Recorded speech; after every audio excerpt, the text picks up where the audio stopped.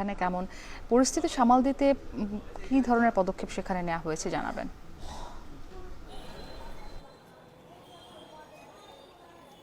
মুক্তি, আমরা সকাল থেকে অবস্থান করছি চাঁপাইনবাবগঞ্জের সদর হাসপাতালে। এখানে এসে আমরা ভয়াবহ কিছু চিত্র দেখতে পেয়েছি। ডেঙ্গু আক্রান্ত হয়ে প্রতিদিনই হাসপাতালে আসছেন 60 থেকে 70 জন মানুষ, যারা ডেঙ্গু আক্রান্ত হয়ে কেউ কেউ এই হাসপাতালে চিকিৎসাধীন রয়েছেন, আবার কেউ কেউ বাসায় চিকিৎসাধীন রয়েছেন। আসছেন অনেকেই হাসপাতালে চিকিৎসা নিয়ে বা এখান থেকে যে রিপোর্ট তা নিয়ে আসলে বাসায় ফিরে গিয়ে চিকিৎসাধীন রয়েছেন। এখানকার হাসপাতাল কর্তৃপক্ষ আমাদেরকে বলছেন প্রতিদিন যেহেতু 60 থেকে 70 জন রোগী এই হাসপাতালে ভর্তি হচ্ছেন, সেক্ষেত্রে তারা চিকিৎসা দিতে হিমশিম খাচ্ছেন, কারণ তাদের যে জনবল রয়েছে মুক্তি, তা দিয়ে আসলে এতজন ডেঙ্গু রোগীকে চিকিৎসা দেওয়া সম্ভব হচ্ছে না। চিকিৎসকরা বলছেন এখানকার যারা স্থানীয় পৌর কর্তৃপক্ষ রয়েছে তাদের আসলে উদাসীনতায় এই ডেঙ্গু আক্রান্তর হার বাড়ছে বলে আমাদেরকে জানিয়েছেন। কারণ এই চাঁপাইনবাবগঞ্জে যতগুলো ড্রেনেজ ব্যবস্থা রয়েছে সবগুলোর করুণ অবস্থা, কারণ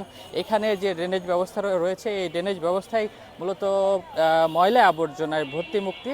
এ কারণে মশার উপদ্রব বাড়ছে, এডিস মশার উপদ্রব বাড়ছে, এতে ডেঙ্গু রোগীর সংখ্যাও বাড়ছে বলে আমাদেরকে এই চিকিৎসকরা জানিয়েছেন। এখানকার পৌর কর্তৃপক্ষের সাথে আমরা যোগাযোগ করেছিলাম, তারা বলছেন এর আগে যারা ক্ষমতায় ছিল মূলত তারা অপরিকল্পিতভাবে এই ড্রেনেজ ব্যবস্থা নির্মাণ করেছেন। এতে তারা যে জনবল নিয়ে কাজ করছেন, এতে এই ড্রেনেজ ব্যবস্থার ময়লা আবর্জনা তারা পরিষ্কার করতে পারছেন না। এলাকাবাসীর অভিযোগ হচ্ছে মুক্তি যে এই সারা দিনে যে ময়লা আবর্জনা হয়, এই ময়লা আবর্জনা তারা একত্রিত জমা করেন। এই একত্রিত জমা করে এইগুলো মূলত পৌর কর্তৃপক্ষের কোনো নির্দিষ্ট স্থানে ফেলার কথা, কিন্তু তা হচ্ছে না। এতে দিন দিন বাড়ছে এডিস মশার উপদ্রব, দিন দিন দীর্ঘ হচ্ছে এই চাঁপাইনবাবগঞ্জে ডেঙ্গু রোগী সারি। আপনাকে বলে রাখি মুক্তি, গত 2 দিন আগেও ডেঙ্গু আক্রান্ত হয়ে একজন মারা গেছেন, আর এখন পর্যন্ত হাসপাতালে 42 জন ভর্তি আছেন ডেঙ্গু আক্রান্ত হয়ে। তো মুক্তি, এই ছিল চাঁপাইনবাবগঞ্জের সদর হাসপাতাল থেকে সর্বশেষ।